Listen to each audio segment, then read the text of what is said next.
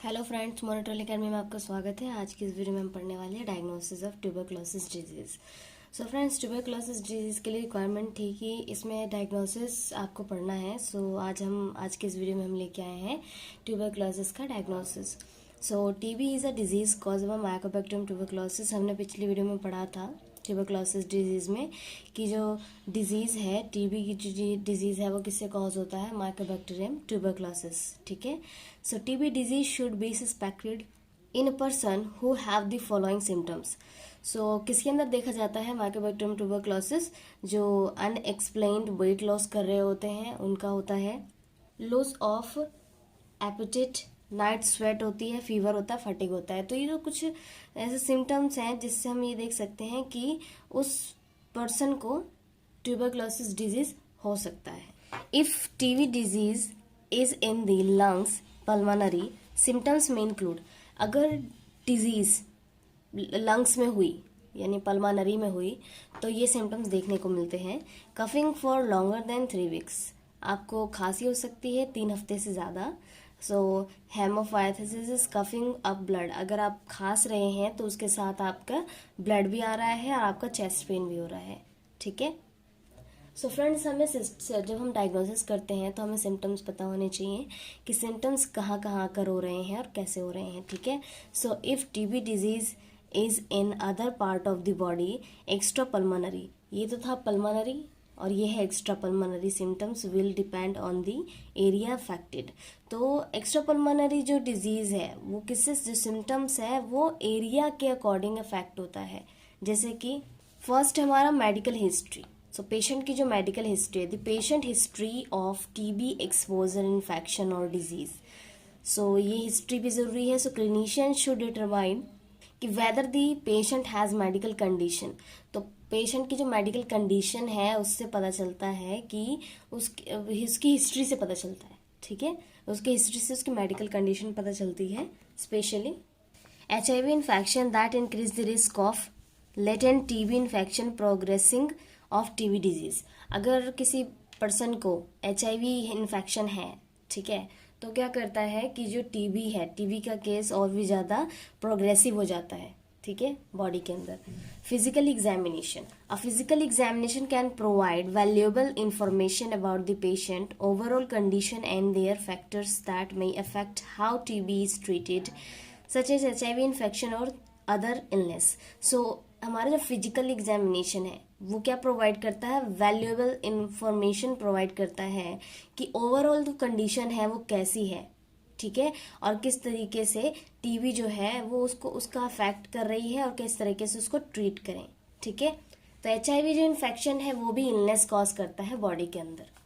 Test for TB infection, TB infection के जो test हैं, the Mantoux tuberculin skin test और the blood test can be used to test for mycobacterium tuberculosis infection। तो friends, आपने पढ़ा होगा कि जब भी कोई ऐसा सिम्टम्स नज़र आता है, आपने अपने लैब में या अपने हॉस्पिटल में देखा होगा, लैब में तो मॉन्टॉक्स टेस्ट करते नहीं हैं।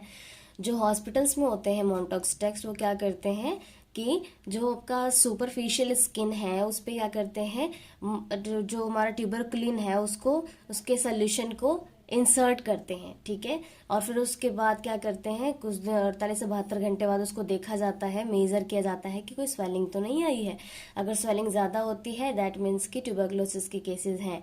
फिर भी अगर डायग्नोसिस नहीं होता है तो ब्लड टेस्ट भी करते हैं। ब्लड टेस्ट क्या करते हैं, माइकोबैक्टीरियम ट्यूबरक्लोसिस इन्फेक्शन के टेस्ट होते हैं, वो भी हम कर सकते हैं। So additional the Mantoux tuberculin skin test is perform by injecting a small amount of fluid called tuberculin into the skin in the lower part of the arm. तो lower part of the arm जो होता है वहां पर इसको inject किया जाता है। इसकी फुल डिटेल मैंने आपको बताई थी माइकोबैक्टीरियम ट्यूबरक्लोसिस की क्लास में।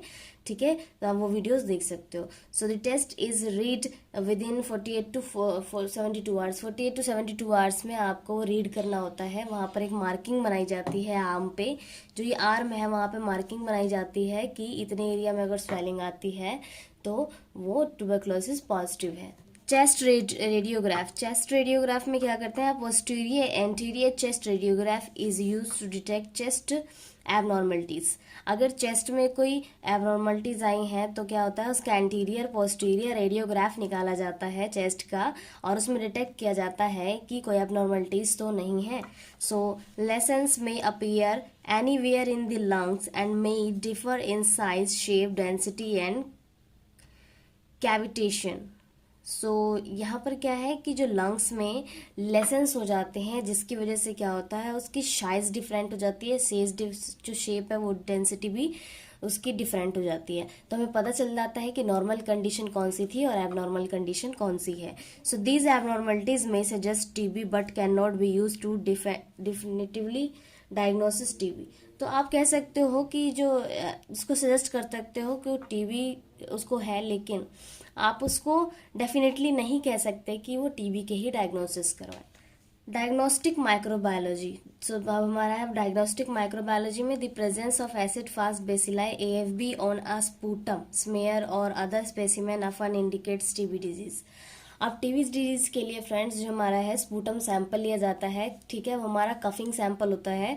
उसमें क्या है, एसिड फास्ट बेसिलाई को डिटेक्ट किया जाता है। सो acid fast microscope is easy and quick, but it does not confirm a diagnosis of TB because some acid fast bacilli are not Mycobacterium tuberculosis। तो अगर आप एसिड फास्ट बेसिलाइस वो करवाते हैं, टेस्ट करवाते हैं, तो इसमें क्या होता है कि काफ़ी सारे ऐसी बैक्टीरिया हैं जो एसिड फास्ट बेसिलाई पॉजिटिव होती हैं और नेगेटिव होती हैं, ठीक है। तो आप इजीली उसको डिटेक्ट नहीं कर पाते कि एक्चुअल में वो माइकोबैक्टीरियम ट्यूबरक्लोसिस की ही बैक्टीरियाज हैं। So there a culture in is done on all initial sample to confirm the diagnosis। तो एक कल्चर होता है जो क्या करता है, एक इनिशियल सैंपल को डायग्नोसिस में कंफर्मेशन करता है। So a positive culture for Mycobacterium tuberculosis confirm the diagnosis of TB disease.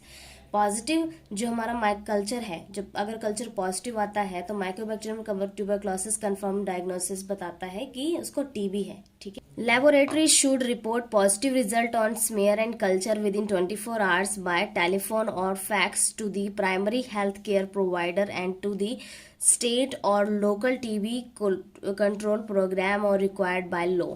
तो क्या होता है कि कोई भी अगर पॉजिटिव केसेस आती हैं, ठीक है, तो सबसे पहले टेलीफोनिक या फैक्स के through primary health care provider को या स्टेट लोकल कंट्रोल प्रोग्राम को उसको रिक्वायर की जाती है, ठीक है। क्योंकि क्या है कि आपने देखा होगा कि कोविड के टाइम पर भी जो भी है हमारी गवर्नमेंट जो है वो कोविड पॉजिटिव जो केसेस होते थे उनकी सारे रिकॉर्ड डाटा लेती थी, ठीक है, इंटरनेशनल लेवल पे। तो जहाँ पर भी पॉजिटिव केसेस आते हैं उसके रिकॉर्ड रखे जाते हैं कि ये बंदा जो है पॉजिटिव है, ठीक है। सो एक ड्रग रेसिस्टेंस टेस्ट भी होता है फ्रेंड्स हमारे इसमें माइकोबैक्टीरियम ट्यूबरक्लोसिस के लिए। तो ये हमारा जो है ड्रग रेसिस्टेंट, ये हमारा लास्ट डायग्नोसिस है माइकोबैक्टीरियम ट्यूबरक्लोसिस का। So the initial Mycobacterium tuberculosis isolate should be tested for drug resistant. ये क्या है, ड्रग रेसिस्टेंट, इसमें टेस्ट करते हैं। It is a crucial to identify drug resistant to easily और possible to ensure effective treatment. तो यहाँ पे क्या है, क्रूशियल आइडेंटिफाई कर सकते हैं ड्रग रेसिस्टेंट का और पॉसिबल इंश्योर कर सकते हैं, इफेक्टिव ट्रीटमेंट भी कर सकते हैं। सो susceptibility result from laboratory should promptly reported to the primary health care provider and the state of the local TB control program। तो ससेप्टिबिलिटी जो रिजल्ट और लेबोरेटरी शुड भी प्रॉम्प्टली रिपोर्टेड होती है, वो क्या करता है, प्राइमरी हेल्थ प्रोवाइडर को, स्टेट लोकल को, टीबी कंट्रोल प्रोग्राम को वो रिपोर्ट्स शो की जाती है, ठीक है। सो फ्रेंड्स हमारा जो ये डायग्नोसिस ऑफ माइकोबैक्टीरियम ट्यूबरक्लोसिस है, जो टीबी के डायग्नोसिस हैं वो इतने ही थे, ठीक है। हम इस तरीके से टीबी को डायग्नोस कर सकते हैं। सो फ्रेंड्स अगर कोई आपका क्वेश्चन है डायग्नोसिस ऑफ ट्यूबरक्लोसिस डिजीज के रिगार्डिंग तो आप कमेंट बॉक्स में पूछ सकते हो फ्रेंड्स। वीडियो अच्छी लगी हो तो लाइक कीजिएगा, फ्रेंड्स को शेयर करना मत भूलिएगा, चैनल को सब्सक्राइब करिए फ्रेंड्स। मिलते हैं नेक्स्ट वीडियो में। Thank you so much.